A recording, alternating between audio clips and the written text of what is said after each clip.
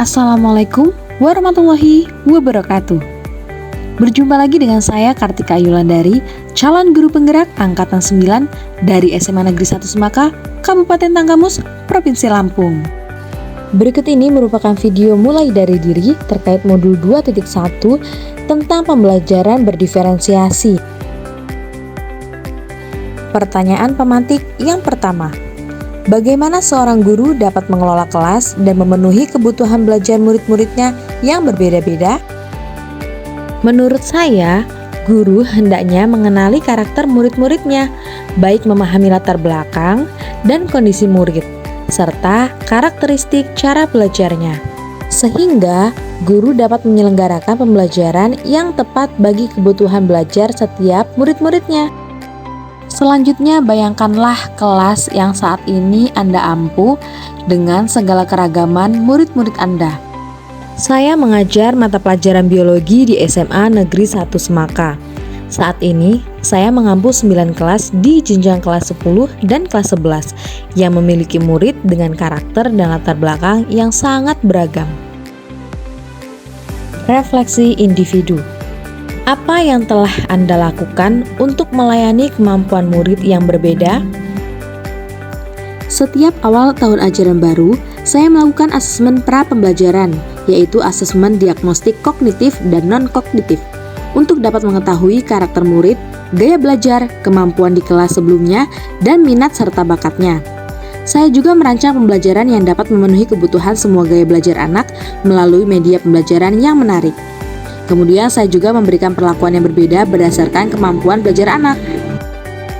Apa yang Anda lakukan untuk membuat proses pembelajaran menjadi lebih mudah untuk murid Anda? Usaha saya untuk membuat proses pembelajaran menjadi lebih mudah bagi murid-murid saya yaitu saya merancang pembelajaran yang dapat mengakomodir kebutuhan setiap murid. Misalnya menggunakan model pembelajaran yang aktif dan menarik yang dapat memenuhi kebutuhan belajar gaya visual, auditori atau kinestetik. Saya juga menyajikan beragam media ajar yang dapat memenuhi beragam gaya belajar siswa tersebut.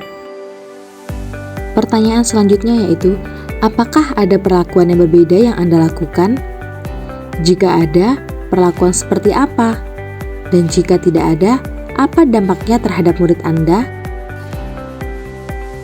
Ya, saya memberikan perlakuan yang berbeda pada murid saya, di mana perlakuan berbeda ini diberikan berdasarkan kemampuan belajar anak, yakni murid dengan kemampuan rendah diberikan bimbingan pembelajaran yang lebih banyak. Sementara yang memiliki kemampuan lebih tinggi, saya mengarahkannya untuk belajar mandiri dan menjadikan mereka tutor sebaya, sehingga kemampuan mereka pun tetap dapat berkembang maksimal. Kompleksitas tugas juga disesuaikan dengan tahapan kemampuan belajar murid. Saya juga memberikan kebebasan memilih bahan ajar dan media ajar sesuai gaya belajar murid. Sebutkan tantangan-tantangan yang Anda hadapi dalam proses pembelajaran di kelas yang disebabkan oleh keragaman murid-murid Anda tersebut. Tantangan saya dalam proses pembelajaran di kelas yang disebabkan oleh keragaman murid-murid yaitu proses persiapan KBM memakan waktu yang lebih lama karena harus menyiapkan bahan ajar dan media ajar yang beragam, serta berbagai bentuk asesmen yang sesuai dengan kemampuan dan gaya belajar anak.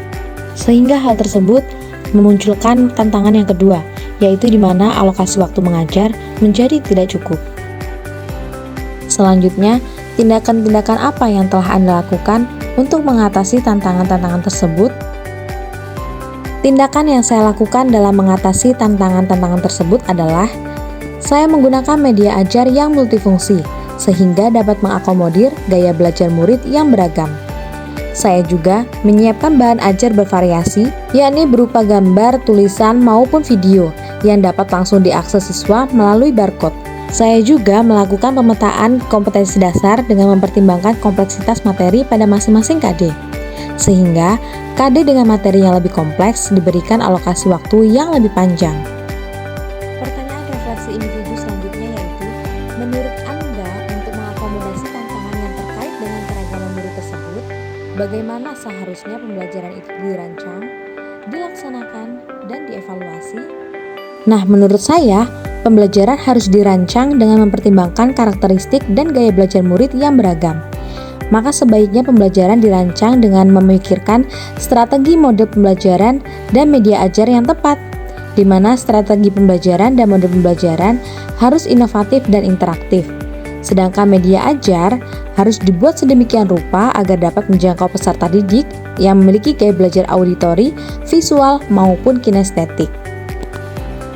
Pembelajaran juga harus dilaksanakan dengan beberapa usaha untuk mengatasi keberagaman karakter dan gaya belajar murid, di mana yang pertama saya menerapkan ice breaking untuk memusatkan fokus murid, kemudian saya juga memberikan tujuan awal pembelajaran agar murid memiliki arah target capaian pribadi dan pemahaman alur pembelajaran, serta menerapkan strategi tutor sebaya.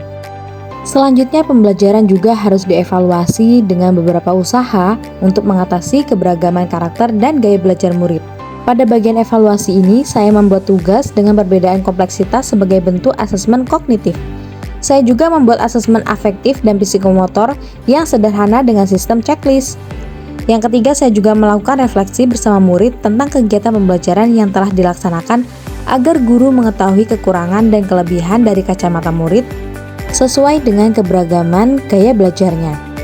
Sehingga hasil refleksi ini dapat menjadi acuan perbaikan kinerja guru dalam proses kegiatan pembelajaran selanjutnya. Baik, itu saja yang dapat saya sampaikan pada video kali ini. Saya berharap mudah-mudahan video ini dapat memberikan manfaat bagi kita semua. Terima kasih telah menonton video saya. Salam guru penggerak, salam tergerak, bergerak, dan menggerakkan. Wassalamualaikum warahmatullahi wabarakatuh.